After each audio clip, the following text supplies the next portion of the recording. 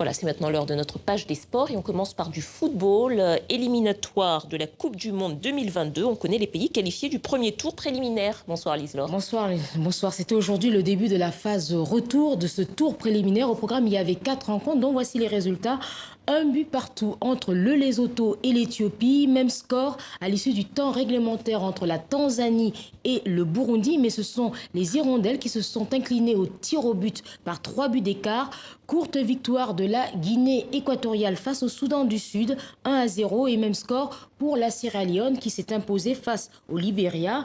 Alors on connaît donc ces 4 qualifiés, ce sera l'Éthiopie, la Tanzanie, la Guinée équatoriale et le Libéria. Et puis demain, deuxième match amical du Bénin qui va affronter l'Algérie. Alors ce sera demain soir au stade du 5 juillet d'Alger avec des écureuils confiants depuis la Coupe du Monde où pour la première fois de leur histoire, ils s'étaient hissés en quart de finale avant d'être éliminés par le Sénégal.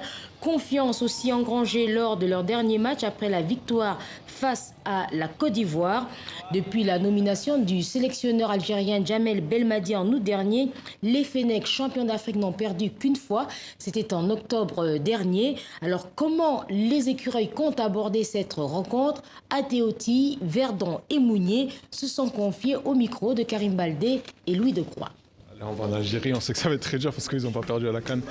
Et voilà, je crois qu'on est la dernière équipe à les avoir battus, donc peut-être qu'en plus ils auront un petit peu ce sentiment de revanche. Mais voilà, nous, on ne se donne pas de limite entre guillemets, on essaie juste, comme l'a dit le coach avant ce match, de continuer d'apprendre, continuer à progresser. Voilà, honnêtement, je peux vous dire, ça fait un moment que je suis en sélection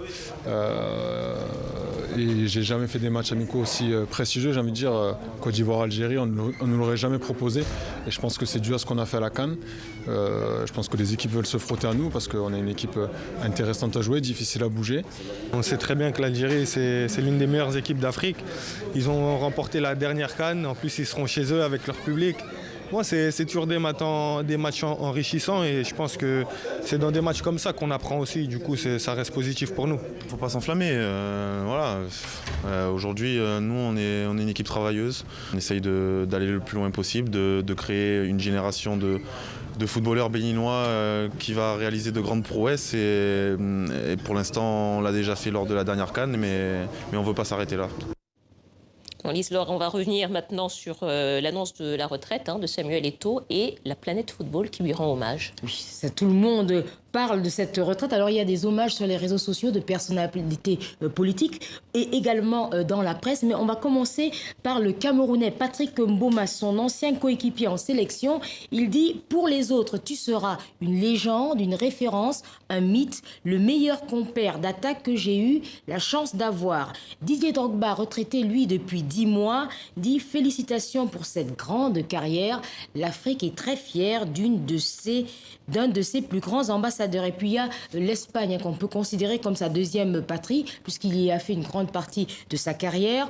Le club de Majorque qui lui a véritablement donné sa chance. On dit « Ce fut un réel plaisir de profiter de ton football, de ta grinta et de tes buts, Monsieur Eto'o. » Même hommage donc de ses anciens coéquipiers du Barça, Messi, Carlos Puyol et André Iniesta, le célèbre milieu de terrain qui évolue aujourd'hui au Japon. Mon frère, merci pour la façon dont tu t'es occupé de moi depuis le premier jour. Les mots ne sont pas assez forts pour dire tout ce qu'on a vécu. Bref, c'est pas possible de citer tout le monde, mais je pense que cette retraite de Samuel Eto'o, il y aura encore beaucoup de réactions sur la toile. Merci beaucoup Lise-Laure. Merci. À la semaine prochaine.